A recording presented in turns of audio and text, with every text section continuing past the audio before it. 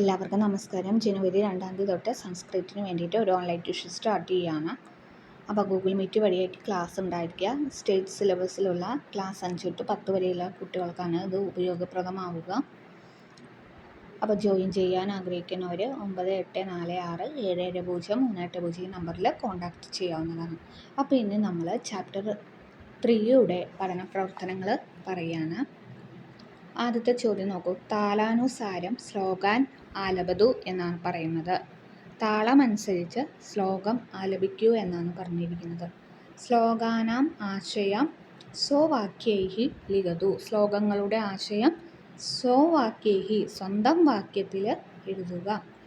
ആരോഗ്യ വിഷയെ ലഘു ടിപ്പണി ലിഖതു. ആരോഗ്യ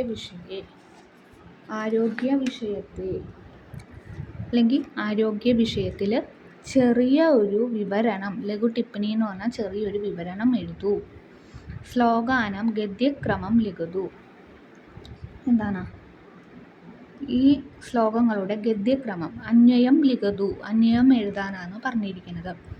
സ്വാസ്ഥ്യ പ്രതിപാദകാനി സുഭാഷിതാനി സമാഹൃത്യ സമ്പൂഢം നിർമ്മാതു എന്നാണ് പറയുന്നത്.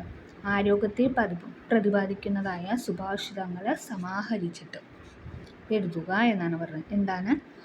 ആരോഗ്യത്തെ പ്രതിപാദിക്കുന്ന സുഭാഷിതങ്ങൾ സമാഹരിച്ച് എഴുതാനാണ് പറഞ്ഞിരിക്കുന്നത്.